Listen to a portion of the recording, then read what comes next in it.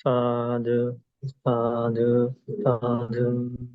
Namo tassa bhagavato arahato samma sambuddhassa. Namo tassa bhagavato arahato samma sambuddhassa. Namo tassa bhagavato arahato samma sambuddhassa. Sadhu, sadhu, sadhu. Namo Buddhaya. Homage to the Blessed One, Supremely Enlightened Buddha. Sadhu, sadhu. We pay homage to our teacher, Luk Swami Nahanse. Sadhu, sadhu. Does anybody have any questions before we continue with the Mahāsuññatasutta, I think? Last time do you remember we discussed Mahāsuññatasutta? Is it Mahāsuññatasutta? From the Majjhima Nikaya? So this is the sutta, the longer discourse on emptiness. Does anybody remember? Remember when Buddha was on his alms round, Buddha noticed many resting places have been spread out, and there are many monks living in a certain place. Then Buddha questioned Anandabhante. Remember? Buddha asked why, what is going on here? There seems lots of monks staying here. And then the Anandabhante answered, indeed there are, Bhante. It is currently the time for making robes. It's the Chivara Masa, right?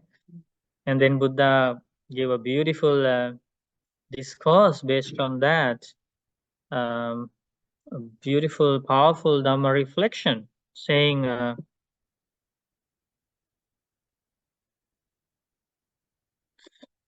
Ananda, a monk does not shine who enjoys company and groups, who loves company and groups and likes to enjoy company and groups. It is quite impossible that such a monk will get the pleasure of renunciation, the pleasure of seclusion, the pleasure of peace, the pleasure of awakening when they want without trouble or difficulty. But you should expect that a monk who lives alone, withdrawn from the group, will get the pleasure of renunciation, seclusion, peace, pleasure of awakening when he wants without trouble or difficulty. That is possible. So that's how Buddha explained about the support we get from the environment, right? When one enjoys company and groups, living in a very busy, crowded environment, it is not easy for that practitioner to experience the bliss of renunciation, the bliss of seclusion. Do you remember those beautiful words used by the Buddha?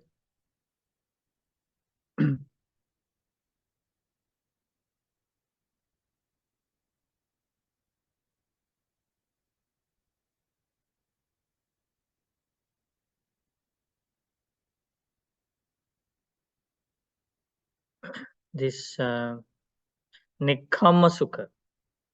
Right? Buddha said, if you practice seclusion, if you like to meditate alone, and if you don't enjoy these company and groups, big gatherings, and you try to focus on the wholesome objects, you try to meditate, then you can experience this advanced kind of happiness. One of the examples is Nekkhamma Sukham. Then you get to experience this pleasure of renunciation, pleasure of detachment. Then Paviveka Sukham. So these are different kind of happy feelings apart from the ordinary happiness which we experience while eating delicious food, while drinking, dancing, singing, music, entertainment. So apart from that inferior kind of happiness, one gets to experience these advanced types of happiness of renunciation. Aviveka Sukha means happiness of seclusion. That's what you experience during meditation. Happiness of renunciation, happiness of seclusion, and then Upasama Sukha. Another superior type of happiness is the seclusion of peace. When the mind is devoid of unwholesome qualities, negative qualities, the practitioner experiences this happiness of inner peace. And then Sambodhi Sukha, the pleasure of awakening, the happiness of seeing things as they really are, the happiness of that is produced by the stages of enlightenment, happiness of awakening. So these things are not like this spiritual path is not a miserable path. Some people think, okay, if you don't entertain yourself, especially when they think about, some people think about a Uposatha day. You don't listen to music, you don't watch movies. And right, people ask, what do you do on a Uposatha day? And they say, okay, we stop eating at noon and we are fasting until next morning, and we avoid all this entertainment. And then somebody conclude, oh, that's a miserable day, no entertainment. But that's not a miserable day. There you experience a higher kind of happiness of seclusion, happiness of renunciation, happiness of detachment, happiness of inner peace, happiness of awakening, right? So that's a different realm of happiness. And this is a very good discovery. Buddha explains the access to this kind of superior happiness comes when you don't enjoy companion groups. Because that was happening to that group of monks, right? They were chatting each other, sharing their stories, what they came across when they were wandering during their journey, and maybe big noise.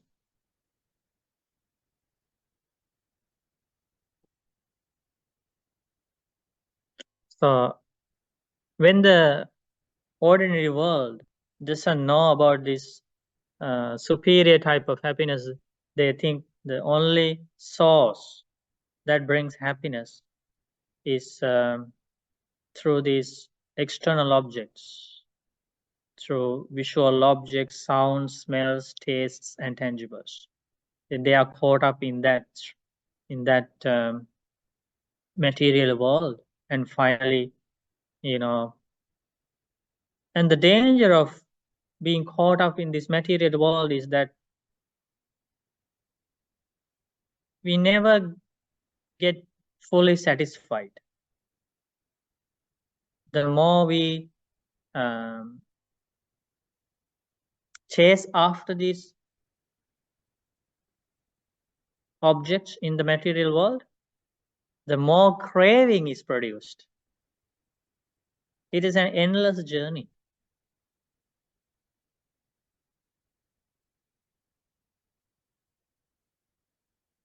And that is how Buddha teaches many people pass away with an unsatisfied mind.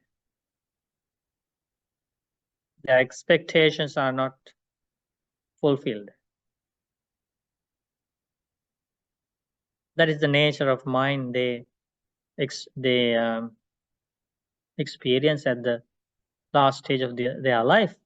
And not only that, in this pursuit of sense pleasures, one may make lots of bad karma, because this craving and clinging leads to bad karma. Because this mind is never filled like a great ocean.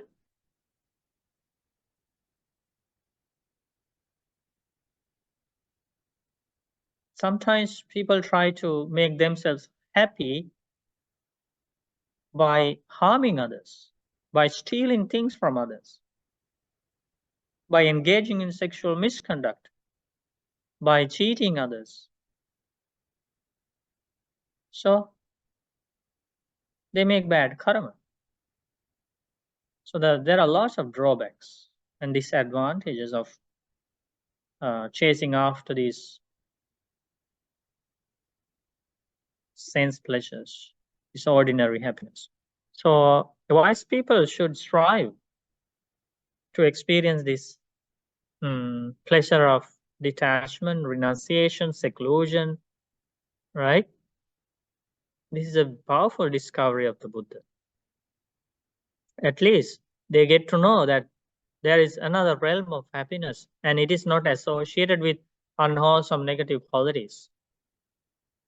It is not associated with bad karma at all.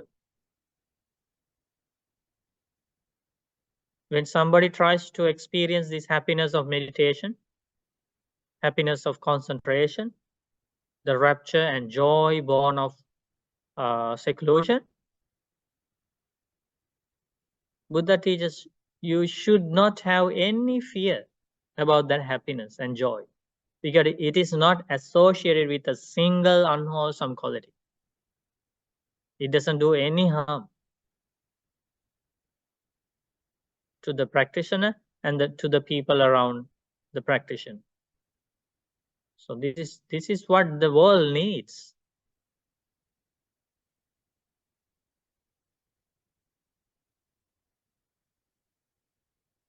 And do you also remember this powerful Dhamma reflection? Again, Buddha gave Ananda, I do not see even a single sight, single object, single visual object, which with its decay and perishing would not give rise to sorrow, lamentation, pain, sadness, and distress in someone who has desire and lust for it.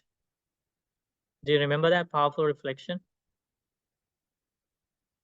If somebody has desire for a visual object, let's say for a house, for a car, for a loved one, for a pet, for money, for anything, that's a visual object, right?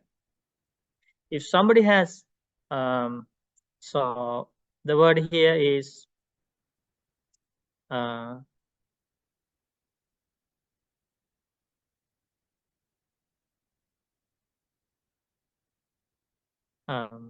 desire. When we have craving for something, desire for something, and we are attached to that, Buddha teaches you cannot find a single object that would not give rise to suffering. Because when it changes, if you had craving for that, if you had desire, if you are using that object as a source of your happiness, when it changes, you will cry, you will be sad, you will get upset. All the visual objects are like that. Buddha is. You cannot find even a single object that you can say, no, when I have desire for this object, when it changes, even when it dies or when it perishes, nothing would happen to my mind. So let me cling to this object. Let me have desire for this. No danger, no danger. No one can say that. No one can challenge the words of the Buddha. That is why Buddha always asks us to do this reflection. Even whether a monk or a nun, or whether a male lay follower, female lay follower, anybody should think, I have to be separated from loved ones. I have to be separated from all the happy things around me. That reflection should be cultivated in the mind. If somebody doesn't like sadness in the end, because everything changes, everything is going to leave us. If we still have desire for a single object, one day Buddha taught, if somebody has 100 happy things, there will be 100 sufferings. Right? If somebody is attached to 90 things, there will be 90 sufferings. If somebody is attached to 80 things, there will be 80 sufferings. If somebody is attached to 70 things, there will be 70 sufferings. If somebody is attached to 60 things, there will be 60 sufferings. And Buddha went on. If somebody is attached to 10 things, there will be 10 sufferings. If somebody is attached to 5 things, there will be 5 sufferings. If somebody is attached to 4 things, how many sufferings? If somebody is attached to 3 things, how many sufferings? If somebody is attached to 2 things, 2 sufferings. If somebody is attached to 1 thing, at least 1 suffering. If somebody is attached to 0 things, 0 suffering. One day Buddha taught that to a female lay follower named Vishaka. Why Buddha taught like that? Because Buddha didn't want anybody to cry, anybody to be sad, anybody to get upset or depressed. Buddha didn't like it. Buddha want to see everybody is, happy, experiencing true happiness because of Buddha's limitless compassion. But unfortunately, Buddha realized many people don't know why they are suffering. And many people don't know that suffering will come in the future. But Buddha knows if we live like this, suffering will be the result, outcome in the future. It's not that Buddha didn't want us to entertain things.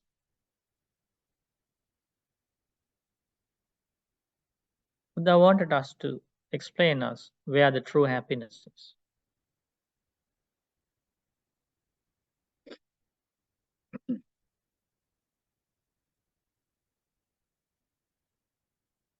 Then Buddha went on to say, but the Blessed One, the Buddha woke up to this meditation, namely, to enter and remain in emptiness internally, but not focusing on any signs.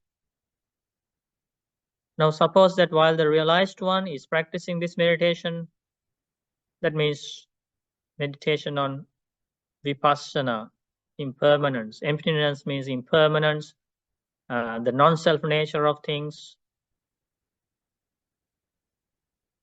Monks, nuns, laymen, laywomen, rulers, the kings, their ministers, monastics of other religions, and their disciples go to visit the Buddha.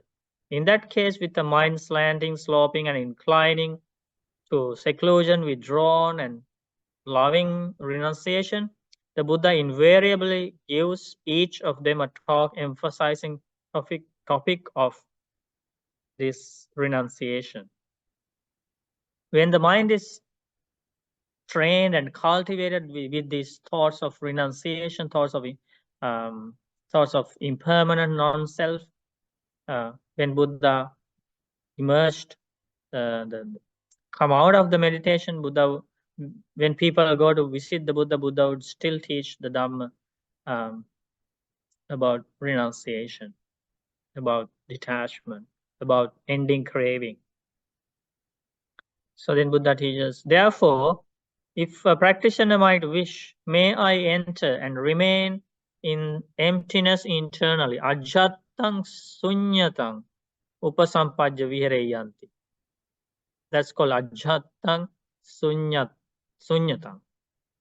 Then one should still settle, unify, and immerse his or her mind in samadhi internally.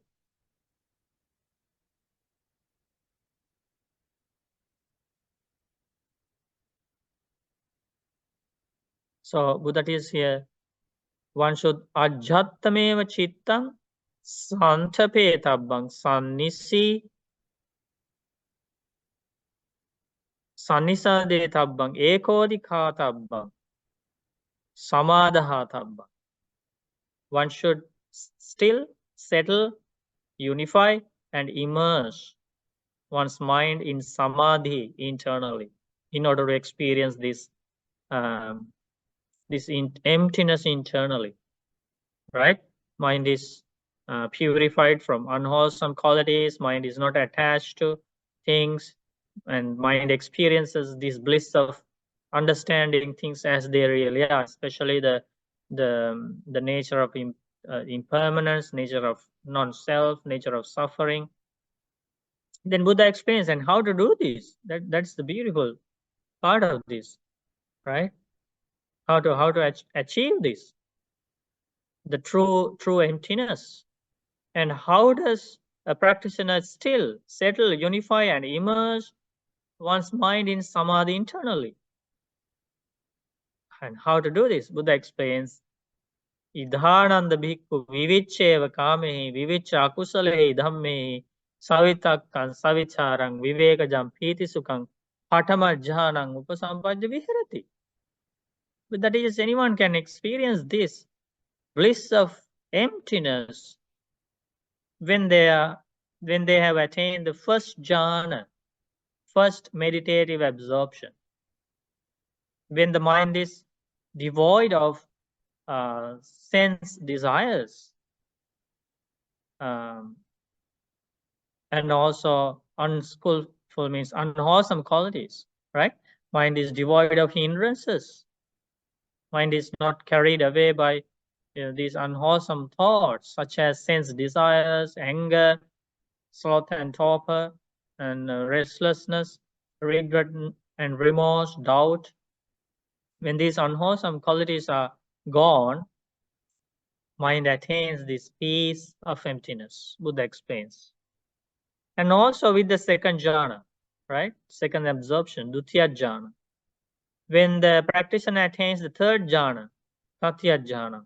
When the practitioner attains the fourth jhana, that is how the practitioner still settles, unifies, and immerses their mind in samadhi internally. Then Buddha teaches the practitioner focuses on emptiness internally, but his or her mind is not secure, confident, settled, and decided. That means even though one focuses on these wholesome objects, like especially on this first jhana, second jhana, third jhana, and fourth jhana, still the mind is, in some cases, the mind is not very well focused and not very well settled.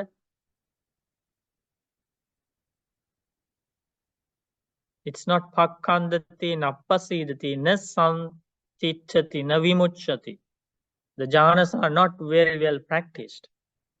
The emptiness is not clearly attained, even though the practitioner focuses on the emptiness. Then Buddha teaches, in that case, one should understand, I am focusing on emptiness internally, but my mind is not secure, confident, settled, and decided on emptiness. In this way, they are aware of the situation. Buddha teaches that is also a good knowledge. When your mind is not attained, when the mind doesn't attain that goal of the meditation, and then the practitioner is aware of it, that is also good understanding. But that is then the practitioner focuses on emptiness externally. Mahāsuññata manasikkaroti. Then the meditation focuses on emptiness internally and externally, both internal and externally. Ajjatta bahidda. Sunyatang manasikkaroti. Then the meditator focuses on the imperturbable. Anenjang manasikkaroti. Right? So that means the higher meditative absorptions. But the mind is still not settled. In that case, one should understand, I am focusing on the emptiness, on internally, externally, imperturbable internally, but my mind is not confident, settled in that case. And Buddha teaches that is okay. It's okay to understand. And that's you are improving in the meditation. If you understand when the mind is not achieving those states, you don't need to worry, but you understand. In the same way, Buddha, in other discourses, Buddha teaches when you practice asubha meditation, there is a way to understand whether your mind is improving, whether you achieve the goals of the asubha meditation, the meditation on the impurities of the body. And then Buddha explains, this is how you understand if your meditation is really going well. On the other hand, if you understand, okay, I am not experiencing those good results of developed meditation, developed mind based on this asubha meditation, Buddha teaches that's okay. If you understand that your mind is not not yet achieved the goals of the meditation, that's okay. But when you understand that, that's also good knowledge, because now you know what to do next. If you don't know whether the mind is improving or not, that's not beneficial, because you don't know what to do next. Sometimes you misunderstand when your mind is not really achieving the goals of meditation. If you misunderstand, then you are not going anywhere. So it is important. Like that Buddha teaches, you can know if your meditation on impermanence, achieving the goals of meditation, if your meditation on the mindfulness of death, maranasati, achieving the goals of meditation, there is a way to know. And when you investigate, you understand that my mind is not yet achieving those goals. Buddha teaches that is also a good knowledge you are going to gain, because then you continue with your meditation.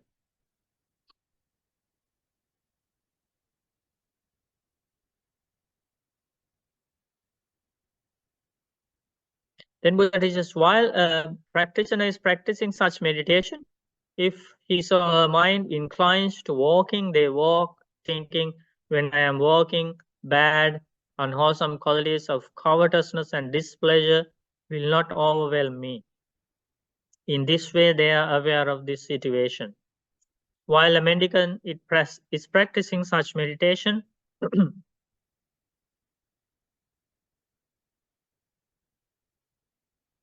if one's mind inclines to standing, then one understands, thinking, while I am standing, bad, unwholesome qualities of covetousness means greediness, and displeasure means sadness, the grief, mental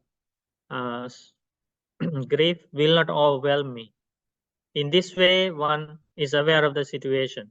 While a practitioner is practicing such meditation, if one's mind inclines to sitting, one sits thinking, while I am sitting, bad, unwholesome qualities of greediness and displeasure will not overwhelm me. In this way, one is aware of the situation. While a mendicant is practicing such meditation, if one's mind inclines to lying down, they lie down, thinking, while I am lying down, bad, unwholesome qualities of greediness and displeasure will not overwhelm me. In this way, one is aware of the situation.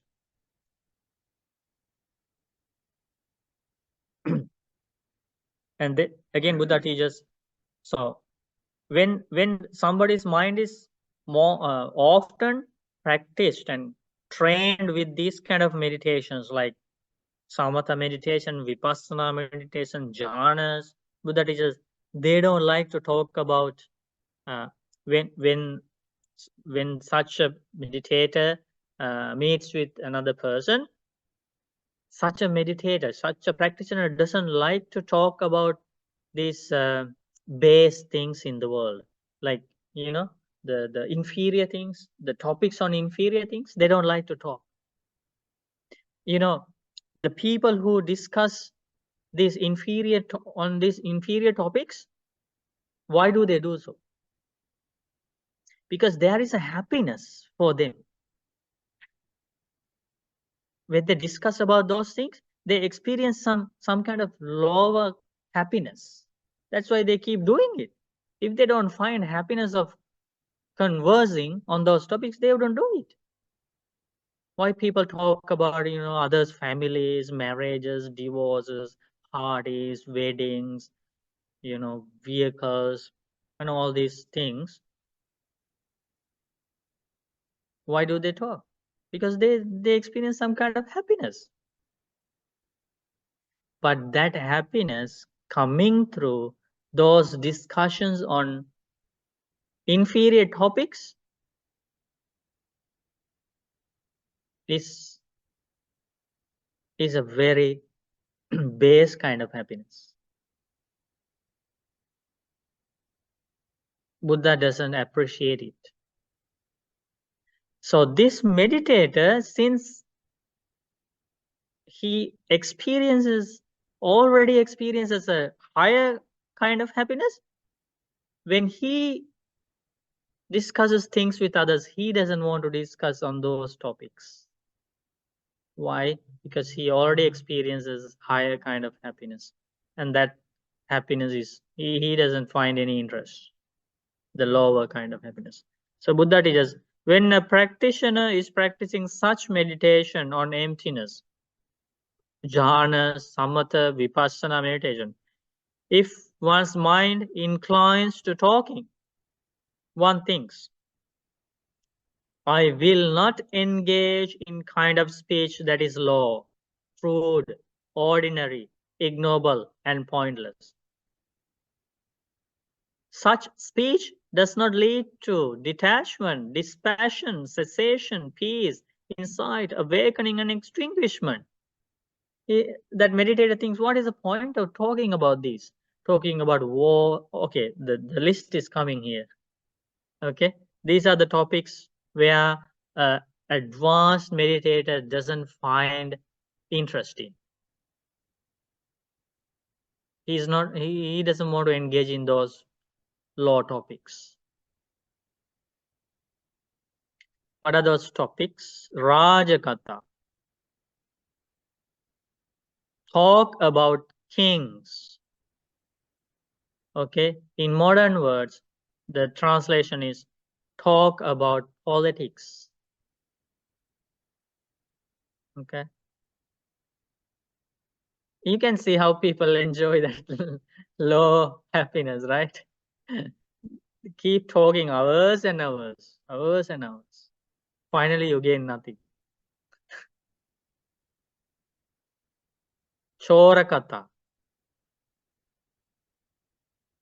Talk on bandits. That means talks about robberies.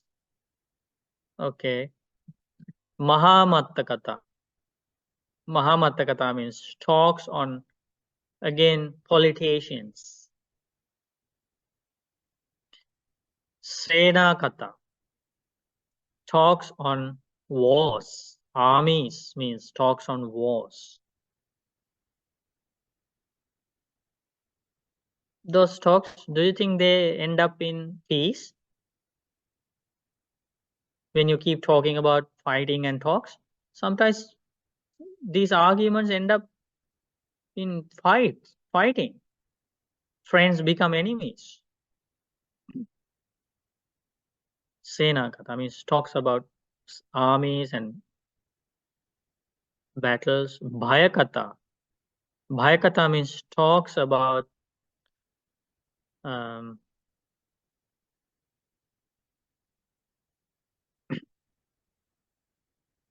fearful things, okay, frightening things. Yuddha Katha means talks on the battlefield. Anna Katha talks on food. Hana Katha talks on drinks. Vatta Katha talks on clothes. Sayana Katha talks on beds. Mala Katha talks about garlands. Gandha Katha talks about fragrances. Jnati Katha talks about families, relatives. Yana Katha talks about vehicles. This is entirely about YouTube and news and right, social media.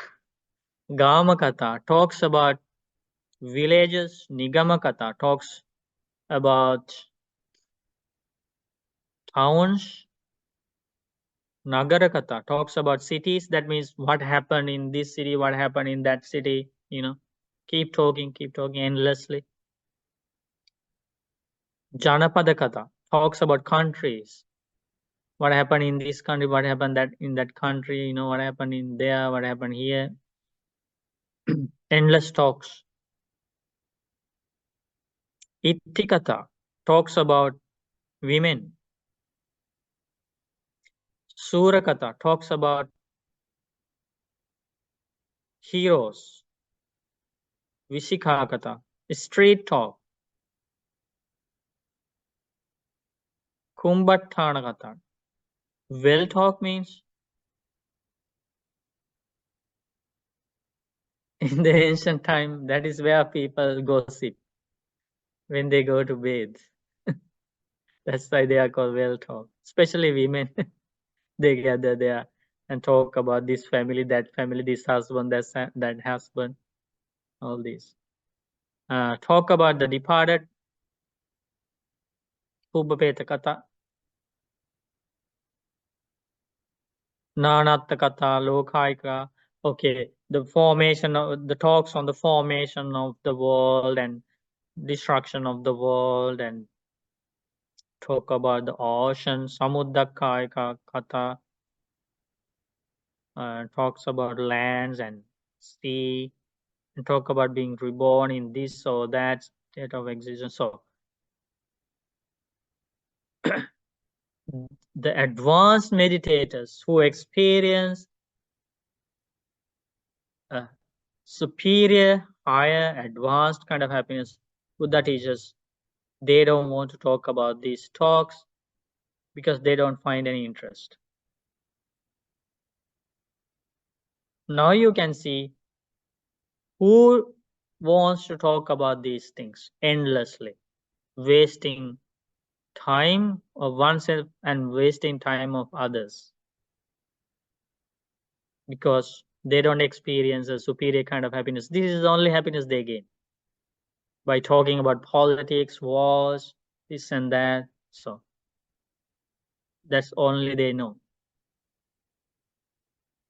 Do they gain any inner peace by talking those things for hours and hours about food, drinks? No, more craving is the outcome. More attachment, more clinging. Sometimes friends become enemies as a result of these talks. And then they understand these kind of talks does not lead to nibbidaya, viragaya, na nirodaya, na upasamaya, na abhinyaya, na sambodhaya, na nibbanaya sangvattati. They understand these talks do not lead to peace, inner peace, detachment, special knowledge, enlightenment, awakening, nibbana. No, these talks, no matter for how long we keep talking and talking and talking about these things, these talks will not lead to end of suffering. That's what has happened to us. We have been talking about these things endlessly in our past lives. It didn't help us to attain Nibbana. Then Buddha teaches. In this way, they are aware of the situation. And those advanced meditators understand. But I will take part in talk about these other topics, wholesome topics. What are the wholesome topics? Okay, so these talks leads to self-effacement, abhisallekika. That means these talks leads to cleansing the mind. Cheto vinivarana sappai. These wholesome talks lead to the opening up the mind, to the beautiful qualities. Ekanta nibbidaya. These wholesome talks exclusively leads to dispassion and cessation. Viragaya, detachment. Nirodhaya. These talks leads to upasamaya, to the clarity, calming. Abhinyaya. These talks leads to special gaining of special knowledge, understanding things as they really are. These talks lead to sambodhaya, to the stages of enlightenment. Nibbana. These talks leads to attaining freedom from suffering, Nibbana. Right? So what are those talks? Talks on, okay, Appichakata. Appichakata means these advanced meditators discuss how to cultivate wholesome qualities privately. That is the meaning of Appichakata. Without boasting about one's good qualities. How to practice them privately. Santuttikata, the talks on contentment, how to be satisfied with what is available. The opposite of craving, opposite of talks on craving, more and more craving, clinging, and opposite of unsatisfactoriness. Pavivekata, they talk about the seclusion, how to participate in meditation retreats, how to practice more meditation, how to develop this path. They talk about aloofness. That means avoiding these big gatherings, avoiding these crowds and groups. How to develop this path with seclusion. They discuss about virya how to practice more wholesome qualities, how to arouse energy in observing precepts, 5 precepts, 8 precepts, learning more Dhamma, practicing meditation, how to develop more wholesome qualities. They talk about those things. Silakata means they discuss about precepts, how to grow with precepts. Samadhikata, that means talks on concentration, jhanas, meditation. Panyakata, that means talks on wisdom, how to develop this insight into things, how to understand things as they really are. They talk about 5 aggregates of clinging. They talk about 6 sense vessels. They talk about the 4 great elements. They talk about the 4 foundations of mindfulness. They talk about 4 noble truths. That's the wisdom, right? Isn't there a big difference between those topics and the previous topics? Big difference. And then Vimukti Katha. They talk about arahants, the liberation they experience, the renunciation they experience. They talk about that. They talk about the lives of arahant monks and nuns, vimukti katha, knowledge and vision, and vimukti jnana dassana katha. They talk about the knowledge and vision of nibbana, freedom. In this way, one is aware of the situation. Buddha teaches, while a practitioner is practicing such meditation of emptiness, right? If one's mind inclines to thinking, they think, I will not think the kind of thought that is low, crude, ordinary, ignoble, and pointless. Such thoughts do not lead to dispassion, disenchantment, cessation, peace, insight, awakening, and extinguishment. So first Buddha explains about talks. Now Buddha explains about thoughts. These are the kind of thoughts that are thought upon by advanced meditators. What are those thoughts?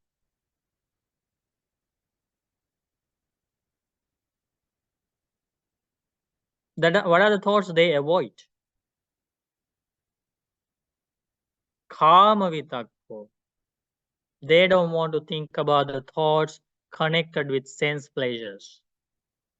They don't want to think about what I ate last night, delicious food, and I was in a party. This is what I was eating. They don't want to think about those things. Food, drinks. They don't want to think about songs, music. They don't want to think about all these the sensory, the material things, about clothing, about food, about vehicles, about houses. Normally people get attached to these ordinary things. They don't want to think about those. About grandkids, about trips they went on. They are all included in kama vitakko. Thoughts connected with sense desire. The objects that bring this lower kind of happiness through the five senses. Through eyes, through ears, through the nose, through the tongue, through the body. Because that creates the problem.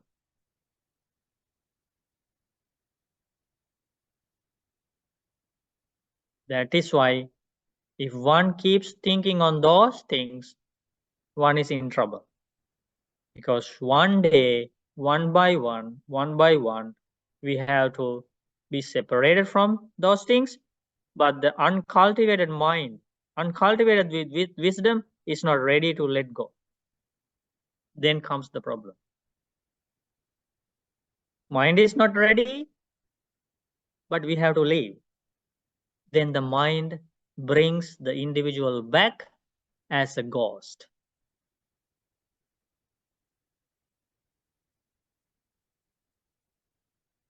As a demon, as a yakha, as a non-human, as an animal. Some people are attached to, let's say, somebody is attached to a grandchild, a grandfather or grandmother. It's not ready to let go of that desire for the grandchild. The mind will bring that grandmother or grandfather to the grandchild as an animal. The grandmother and grandfather pass away, comes back to that grandchild as an animal. See the danger? Because Buddha knows that danger, what this desire and attachment can do. Buddha taught us the danger of these thoughts, kama vitakko. So the advanced practitioners don't want to think about those kama vitakko. Vyapada vitakko. Buddha teaches advanced practitioners don't like to think about angry thoughts thoughts of ill will, thoughts of hatred. And there are lots of dangers, drawbacks of these thoughts as well. Buddha has taught many stories because of the angry thoughts. Keep thinking about anger, to take revenge, thoughts of taking revenge. Buddha teaches they come life after life, life after life. Sometimes, this the young girl, and one day she received this food of made of some birds' eggs, right? And then it was very delicious, and she wanted to she wants to eat every day. So then what she did was she saw this hen, with the eggs, and then she wanted to get egg every day. And then the hen got angry. You are stealing my babies. So in the future, I will kill your babies. And this anger continued for eons and eons, right? And this little girl becomes a cat, and then the hen becomes another animal and kills the other one. So it continued. Finally, when the Buddha was alive, this little girl became a woman, and then the other person became a demon, and she was running after this lady to kill her baby. And then she rushed to the Buddha and put the baby in front of the Buddha.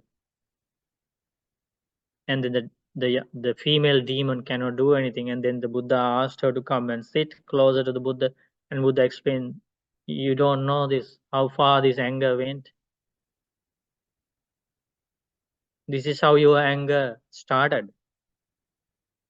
And Buddha said, because of that, both of you suffered immensely. Eons and eons. Don't continue with your anger. And that was the day they forgave each other. And Buddha helped them.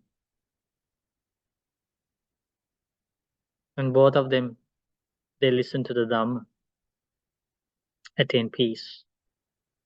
So advanced practitioners don't want to think about thoughts of anger. Vyapada vitakko means angry thoughts. And then they want to avoid vihinsa vitakko. Vihinsa vitakko means thoughts of harming others, thoughts of cruelty. Wise people don't want to think about destroying others, killing others, shooting others, stabbing others. No.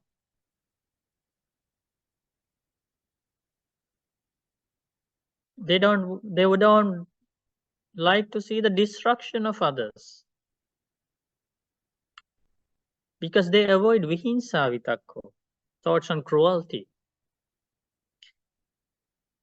So those are the three types of thoughts wise people avoid, advanced meditators avoid.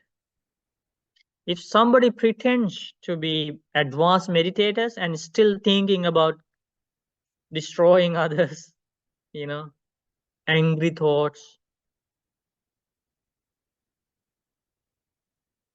then wise people would know, oh, that person is not an advanced meditator, even though the person claims to be. Because advanced meditators, no, they don't have these kind of thoughts. In this way, they are aware of the situation. Buddha teaches, but they think, I will think the kind of thoughts that is noble, emancipating, and brings one who practices it to the complete ending of suffering. Okay, these are the kind of thoughts a wise person, advanced meditator would think. What are those thoughts? Nekkhamma vitakko. They would think the thoughts of renunciation, thoughts of detachment, thoughts of meditation, thoughts of loving kindness, thoughts of compassion, right? These are the good thoughts, wholesome thoughts. Nekkama vitakka means those thoughts. Abhyapada vitakka means thoughts on loving kindness. Avihimsa vitakka means thoughts of non-harming, the thoughts of compassion. So these are the kind of thoughts wise person would think.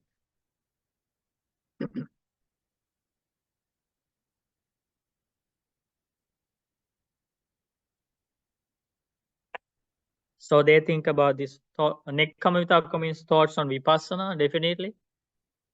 Thoughts on the impermanence of conditioned things.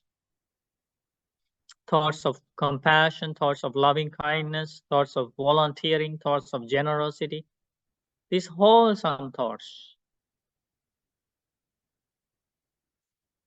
In this way, they are aware of the situation. Okay, so now Buddha is explaining about these about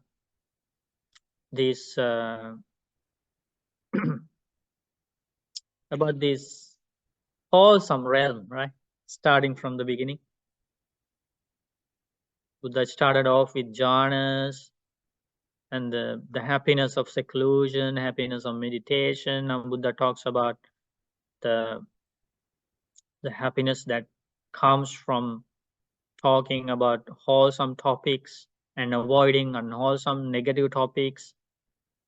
And then Buddha talks about the happiness comes from wholesome thoughts,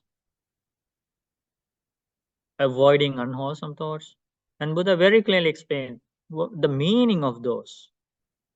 What is the meaning of wholesome topic? What is the meaning of unwholesome topic? Otherwise, the world wouldn't know what to talk and what not to talk, right? The world wouldn't know what to think and what not to think. Now Buddha very clearly explained, these are the thoughts you need to think. These are the thoughts you need to avoid. Wise people would do so. So that is another beautiful segment of Mahāsuññatasutta, the greater discourse on emptiness. But the sutta continues with so many other beautiful things. So, sadhu, sadhu, sadhu. Now, Budaya Bante. Bante, my question is, we a while ago we talked about after the 4 jhanas, we talk about emptiness internally, yes. Emptiness externally, so mean to say while he's doing meditation, he will consider that external is empty. And then Bante, in the next Buddha mentioned emptiness internal and external. But the 4th one, Bante, emptiness imperturbable. What is that, Bante? Thank you. Imperturbable is it refers to higher jhanas. Like for example, first Buddha explained about only the form jhanas. First, second, third, fourth jhanas are form jhanas, rupa jhanas. And then imperturbable means, in other discourses, Buddha refers to the formless jhanas, like base of infinite consciousness, infinite space. Remember those formless jhanas, akasananchayatana, akinchanyayatana, vinyananchayatana, neva sanyana, asanyayatana. So those the cessation, Bante. Yeah. So those okay. I get it. very Thank subtle, you, subtle states of subtle concentration. Okay. Thank you, Bante. Any other questions? Anything you like to ask? It's deep. It's a deep sutta, right? So it's best for Bante to go to the forest and stay there, avoiding company of other people. That's the best, but sometimes we have to engage with people and to share the teachings. But still, Buddha encourages, at least from time to time, monks should practice seclusion and kind of retreats. Not only for monks, it's good for everybody. That's why people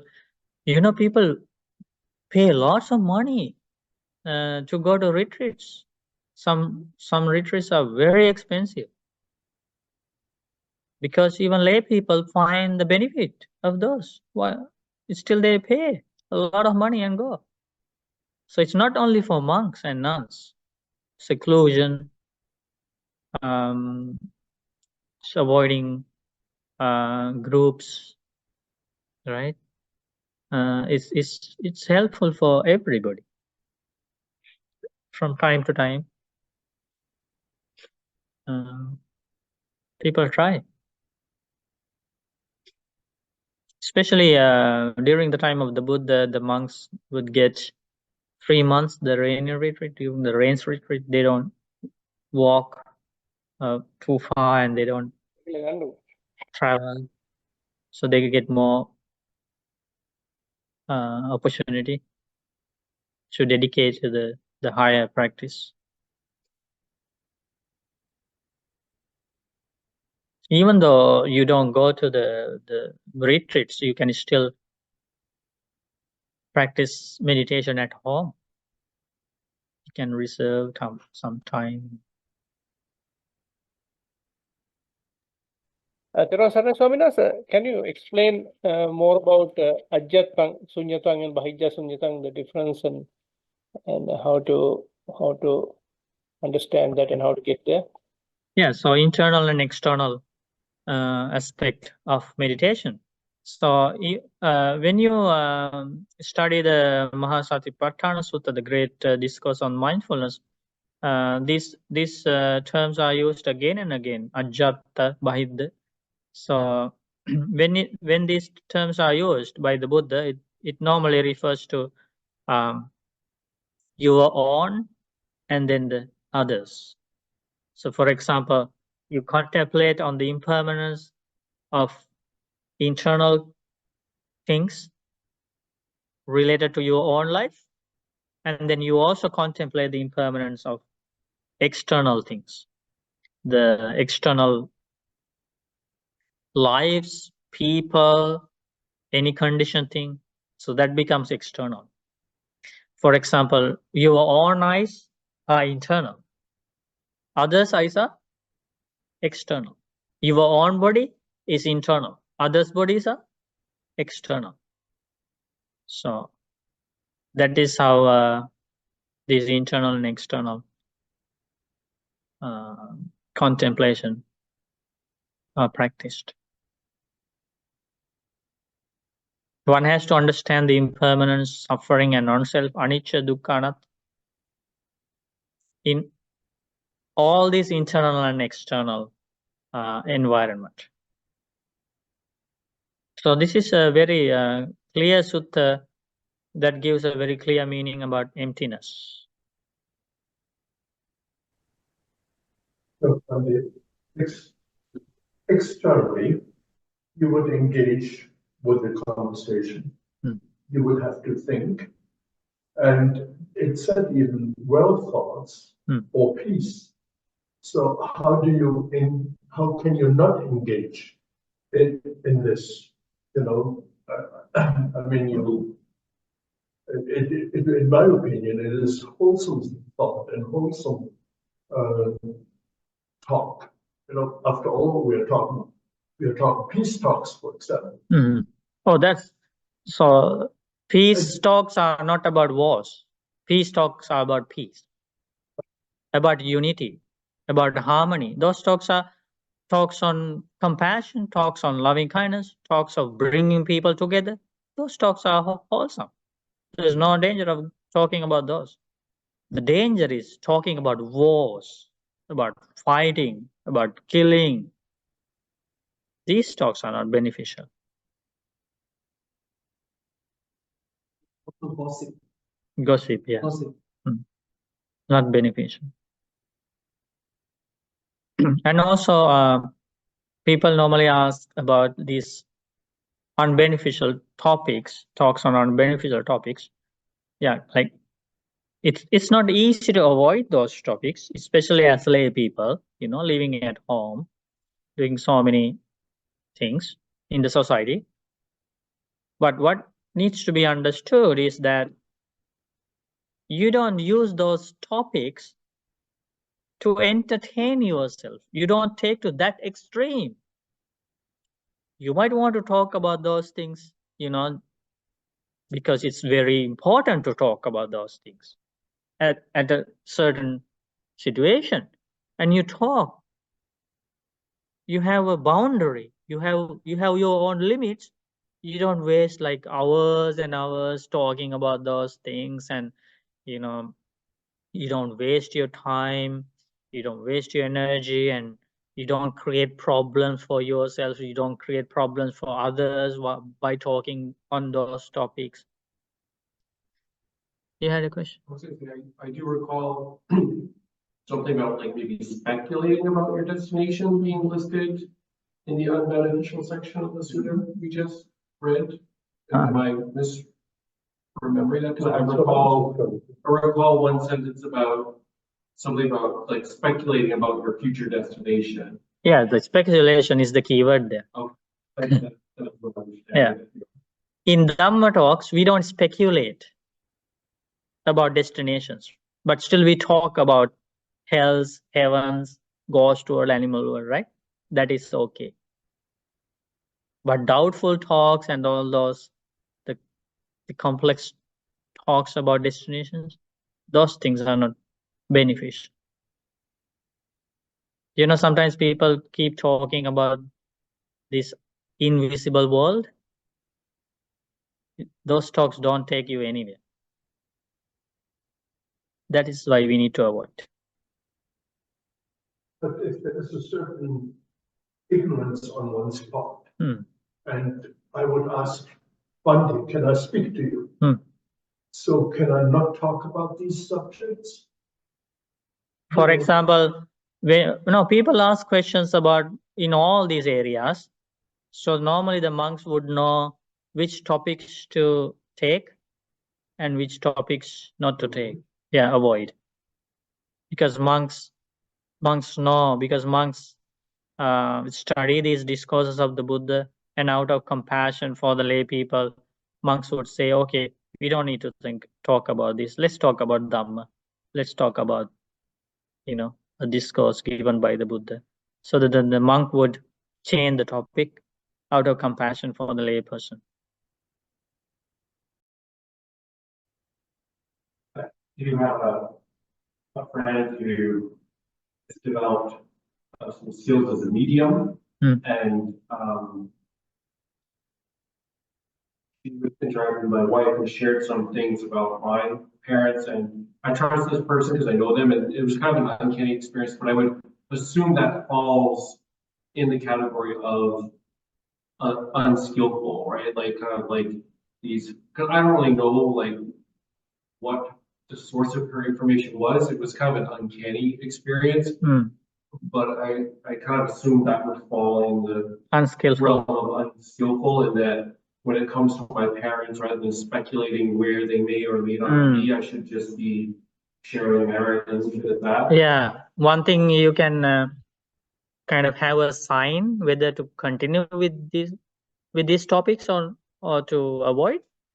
Like after a conversation on such a topic, on a certain topic, if you feel your peace is disturbed,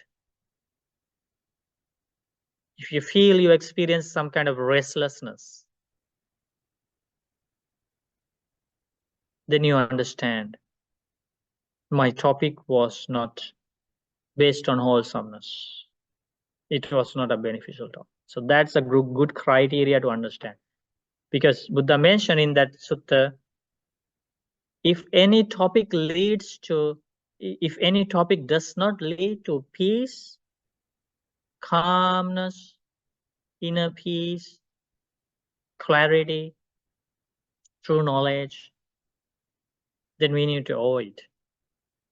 So if a conversation on a certain topic ends with disputes, sadness, or with these unwholesome qualities, with pain, then that is not a wholesome topic. That's a criteria. Okay.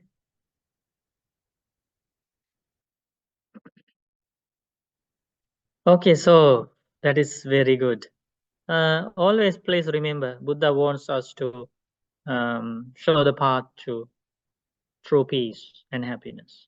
Buddha doesn't want to like want to see us in great pain, suffering, and misery. Buddha wants us to help to come out of the misery. Okay, so have confidence in the instructions of the Buddha and follow the instructions, and then little by little you will see the results for yourself, and then your confidence will grow. Okay, sadhu. Sadhu, sadhu, sadhu.